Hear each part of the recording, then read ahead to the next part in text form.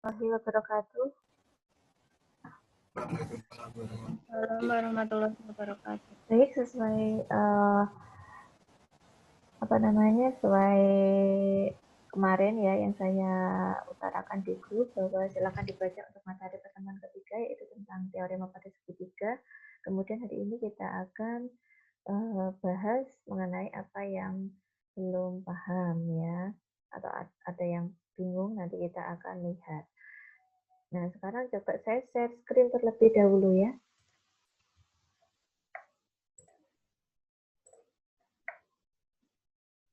Oke, udah kelihatan belum share screen saya? Sudah kelihatan belum? Sudah, Bu. Oh, sudah. Oke, baik. Nah, sekarang kita lihat dari yang pertama dulu. Nah, dari yang pertama di sini ada unsur segitiga. Segitiga punya 3 titik, punya 3 sisi ya. Sisinya ada BC, AC, AP, titiknya ada titik A, titik B, dan titik C ya.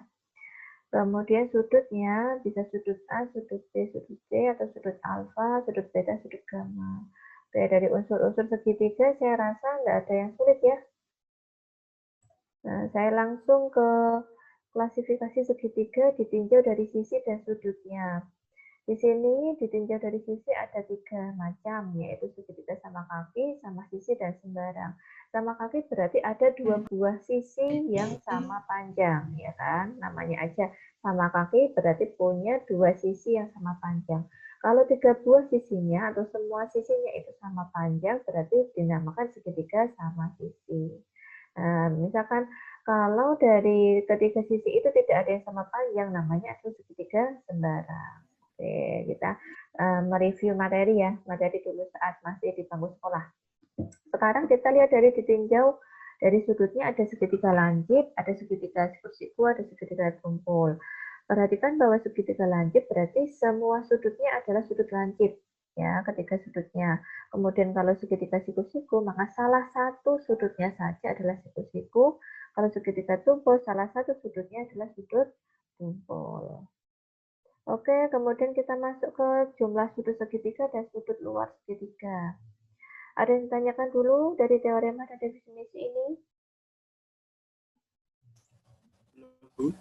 Ya? Belum. Oke. Jumlah sudut segitiga sama dengan 180 derajat. Oke, ini sudah kita tahu dari zaman SD ya, zaman SD, SMP, SMA bahwa jumlah sudut segitiga sama dengan 180 derajat. Nanti untuk pembuktiannya silakan nanti bisa praktek ya, buat sebuah segitiga. Bentar, saya buatkan sebentar ya. Nanti kita bisa pakai menggunakan alat. Tuh. Kemudian dari sebuah segitiga itu nanti bisa kalian potong sudutnya ya. Ketika buah sudutnya dipotong, kemudian nanti disatukan atau digabungkan, nanti akan membentuk sebuah garis lurus ya, atau 180 derajat. Coba nanti dicari di YouTube bisa ya, untuk pembuktian bahwa jumlah sudut segitiga sama dengan 180 derajat menggunakan sebuah gambar segitiga. Kemudian definisi sudut luar segitiga adalah sudut yang bersisian dengan salah satu sudut segitiga. Nah, maksudnya sudut luar itu yang ini. Ini kita punya segitiga A, B, C, ya kan? AB diperpanjang. Kalau AB diperpanjang ini berarti di sini B2 ini adalah sudut luarnya, ya. B2 ini sudut luarnya. Sedangkan sudut dalamnya, sudut dalam segitiga itu apa saja? Itu sudut A, sudut B1, dan sudut C. Nah, yang akan kita buktikan adalah bahwa sudut B2 ini adalah penjumlahan dari sudut A dan sudut C. Ya. Nah, pembuktiannya kita lihat.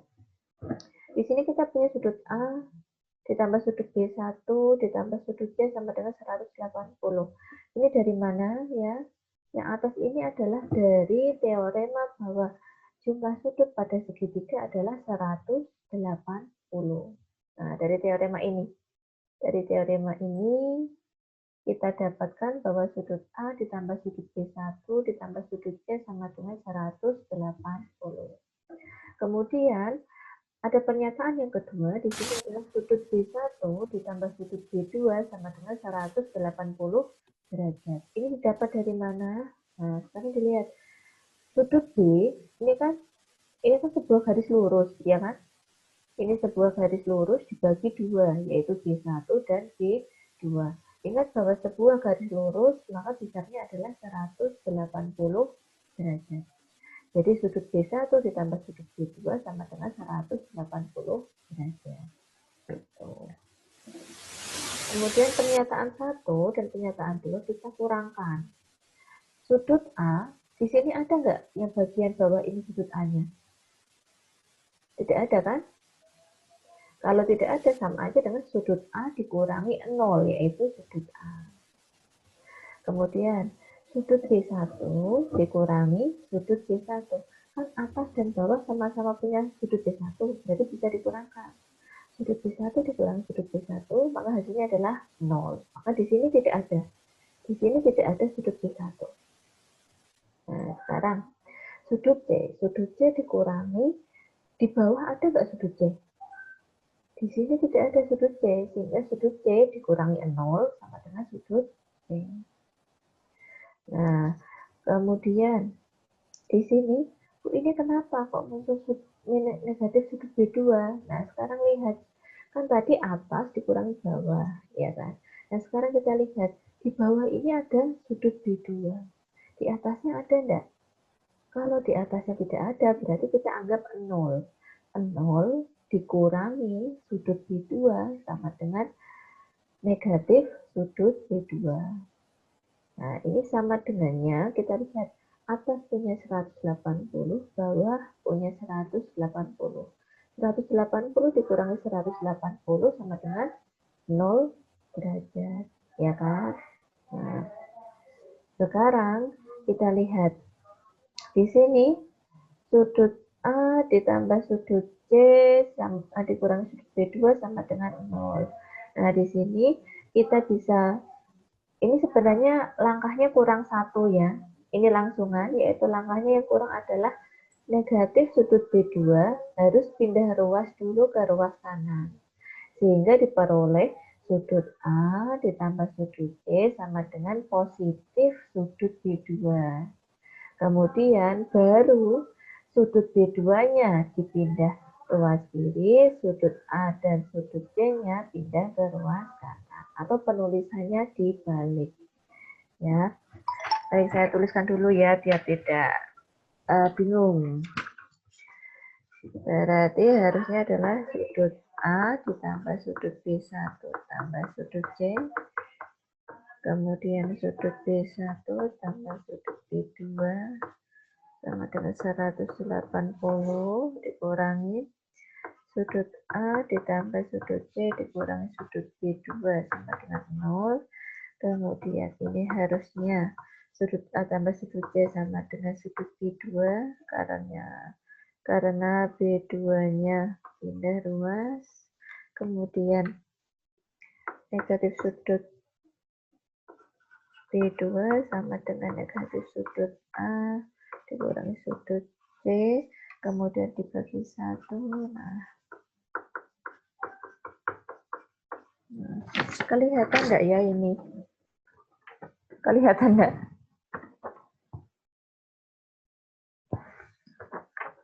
Terbalik ya? Suaranya mana, Mbak Melinda? Mas Anton? Kira-kira kalau saya tulis gini kelihatan enggak? Kelihatan, Bu. Kelihatan terbalik enggak? Ntar saya tulis. Terbalik enggak terbacanya di sana? Enggak, Bu. Enggak ya, oke.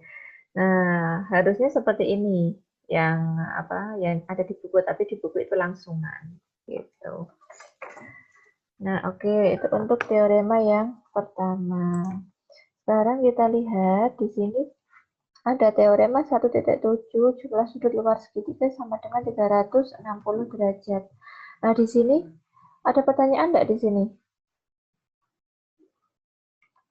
Coba Mbak Melinda, Mas Anton, Mbak Primala, coba dilihat pembuktiannya ini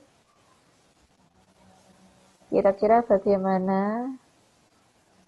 Kalau ini pasti ada pertanyaan, wong ini bukan itunya, bukan apa namanya, bukan pembuktiannya.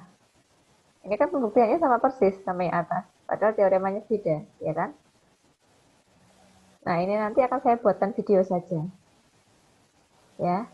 Setelah ini akan Ya, saya Bu. buatkan video, nanti saya posting. Nanti saya kasih linknya di Elif. Gitu. Nah, sekarang kita mengingat dulu tentang garis-garis istimewa dalam segitiga.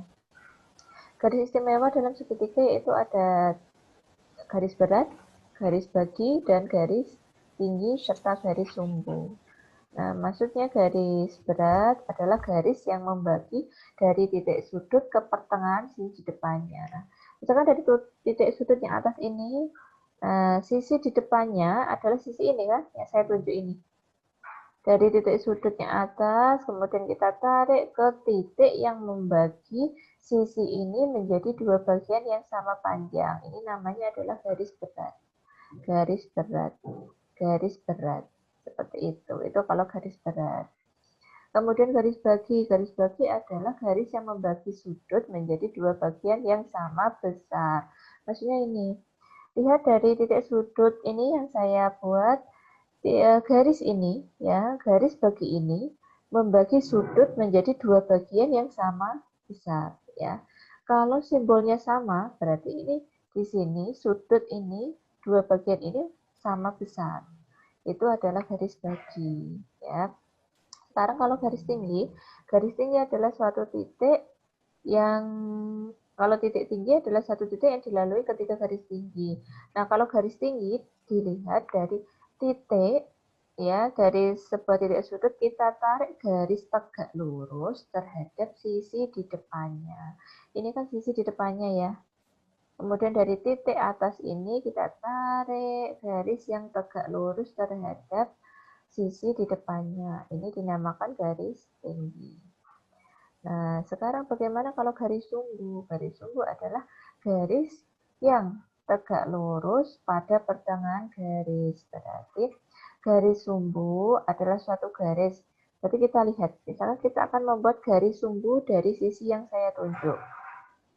Berarti dari sisi ini kita tentukan titik tengah, dan dari titik tengah itu kita buat garis yang tegak lurus. Nah, jadi garis sumbu ini adalah garis yang putus-putus ini. Dia membagi dua bagian sama besar dan dia tegak lurus. Itu untuk garis sumbunya. Ya. Kemudian untuk teorema 1.8 yaitu garis bagi dalam dan garis bagi luar dari sudut yang sama tegak lurus sesamanya. Di sini garis bagi adalah garis yang membagi sudut menjadi dua bagian sama besar. Kita lihat BD ini adalah suatu garis bagi dalam, karena BD ini merupakan suatu garis bagi yang membagi sudut B dalam segitiga ini menjadi dua bagian yang sama besar. Menjadi dua bagian yang sama besar, yaitu sudut B3 dan sudut B4. Seperti itu. Kemudian kita lihat untuk buktinya, ini BE adalah garis bagi luar. Membagi garis bagi luar ini membagi sudut luar, yaitu sudut B1, B2 ini adalah sudut luar, dibagi dua bagian yang sama panjang menjadi sudut B1 dan sudut B2. Kemudian kita tulis pembuktiannya, dilihat sudut B1 tambah sudut B2 tambah sudut B3 tambah sudut B4 di sini sama dengan 180. Kenapa? Karena ini garis lurus. Ya. Ini kan garis lurus. Garis lurus ini ada B1, B2, B3 dan B4. Maka jumlahnya adalah 180. Nah, di sini sudut B1 sama dengan sudut B2 kan? Karena ini BE adalah garis bagi. Kalau garis bagi berarti B1 dan B2 ini sama besar. Sehingga sudut B1 ditambah sudut B2 sama aja dengan sudut B2 ditambah sudut B2. Jadi di sini menjadi 2 kali sudut B2. Begitu juga untuk sudut B3 ini. Menjadi 2 kali sudut B3 yaitu 180 derajat. Nah, sekarang dua ini saya keluarkan sehingga di dalam kurung ini menjadi sudut B2 ditambah sudut B3 ya. Kemudian sudut B2 ditambah sudut B3 ini kenapa menjadi 90? Karena 180 dibagi 2 yaitu 90 derajat. Sehingga sudut B2 ditambah sudut B3 sama dengan 90 berarti otomatis sudut garis BD dan garis BE adalah tegak lurus. Kenapa seperti itu? Karena B3 ditambah B2 sama dengan 90. Seperti itu. Ya. Nah, sekarang kita lihat tentang sama dan sebangun. Nah, ini untuk sama dan sebangun ya. Ingat sama dan sebangun itu bisa dinamakan dengan kongruen ya. Contohnya seperti ini. Kongruen itu. Ini kan dua lembar yang berbeda ya. Ini 2 lembar yang berbeda. Bangun 1, ibaratkan ini bangun 1 ya. Bangun 2. Kalau bangun 1 dan bangun 2 ini kita jadikan 1 ya. Kita tumpuk. Nah, di sini salah kertas. Misalkan ini ya. Bangun 1 dan bangun 2. Kalau kita tumpukan jadi 1, semua sisi jadi 1 ya, tidak ada yang lebih. Nah, tidak ada yang lebih. Kemudian sudutnya pun juga akan menempel jadi 1. Jadi dia bentuknya sama persis, ukurannya sama persis. Nah, kalau sama persis, sudut maupun ukuran namanya adalah kongruen. Ya, kongruen. Jadi dia sama dan persis. Ya, sama bentuknya, sama ukurannya, sama sisinya. Ya. Kemudian bagaimana dikatakan kalau dia sebangun? Sebangun itu beda dengan kongruen. Ya, kalau sebangun itu dia bentuknya sama, tapi ukurannya berbeda. Ya, misalkan contohnya seperti ini. Misalkan contohnya seperti ini. Ya, sekarang saya punya 2 bentuk. Ini bentuk pertama, dia bentuknya adalah persegi panjang ya. Kemudian ini bentuknya kedua adalah dia sama-sama persegi panjang. Tetapi ini kan ukurannya berbeda ya. Misalkan saya tempelkan di sini. Nah, kita tempelkan di sini masih ada kan lebihnya? Ya kan? Bawah juga masih ada lebihnya. Nah, di sini dia dikatakan sebangun. Dia sama tetapi tidak sama persis. Itu namanya sebangun. Tapi kalau sama persis, baik bentuk maupun ukurannya namanya adalah kongruen. Nah, sekarang di sini ada teorema. 2 segitiga kongruen bila 2 sisi dan 1 sudut yang diapitnya sama. Kita lihat ada 2 buah segitiga, misalkan segitiga ABC dan segitiga PQR, di mana panjang sisi AC sama dengan PR, panjang sisi CB sama dengan RQ, dan di sini sudut C besarnya sama dengan sudut R. Nah, bisa dipastikan bahwa segitiga ABC dan segitiga PQR ini kongruen. Kenapa seperti itu? Karena ada teorema bahwa 2 buah segitiga kongruen jika 2 buah sisi ya, dan salah satu sudut yang diapitnya sama. Nah, sehingga segitiga ABC dan segitiga PQR ini kongruen. Nah, untuk buktinya nanti bisa dibaca ya, di sini sudah ada buktinya, tinggal mempelajari. Nah, ternyata untuk membuktikan 2 segitiga itu kongruen tidak hanya ini saja, ya, tidak hanya jika 2 buah sisi dan sudut yang diapitnya sama ternyata. Nah, ternyata ada teorema lain, yaitu yang pertama, 2 segitiga kongruen bila satu sisi dan 2 sudut pada sisi itu sama, yaitu sisi sudut. Jadi kebalikan dengan teorema yang pertama tadi, ya. Kalau teorema ini adalah ada 2 buah sudut yang sama dan sisi yang diapit dari sudut itu sama. Nah, ini untuk teorema yang kedua. Teorema yang ketiga adalah jika terdapat satu buah sisi sama dan satu sudut pada sisi sama dan sudut ketika sisi itu sama juga. Jadi dia sisi sudut sisi. Nah, kemudian ada teorema yang selanjutnya yaitu segitiga kongruen. Di sini segitiga kongruen jika ketiga buah sisinya sama panjang. Bisa dipastikan bahwa segitiga tersebut adalah segitiga yang kongruen. Kemudian ada syarat khusus atau teorema khusus yang ada pada segitiga siku-siku yaitu jika sisi miring atau hipotenusa dan satu pasang sisi siku-sikunya sama panjang. Jadi sisi yang miring dan salah satu sisi lainnya dia sama, maka segitiga siku-siku tersebut kongruen. Kemudian ini tadi tentang dua segitiga yang kongruen. Sekarang bagaimana kalau dua segitiga yang sama dan sebangun atau segitiga yang kongruen? Di sini adalah sisi-sisi yang bersesuaian sama besar dan sudut-sudut yang bersesuaian sama besar. Jadi tidak hanya sisinya yang sama besar, jadi sudut-sudutnya juga sama besar. Nah, di sini ada contoh, menunjukkan bahwa dalam segitiga sama kaki, garis berat ke sisi-sisi yang sama akan panjangnya sama juga. Nah, diketahui segitiga ABC sama kaki, kemudian AC sama dengan BC, itu yang diketahui, kemudian AD dan BE garis berat. Perhatikan kalau AD dan BE garis berat, ingat bahwa garis berat adalah garis yang membagi sisi sudut panjang sama panjang.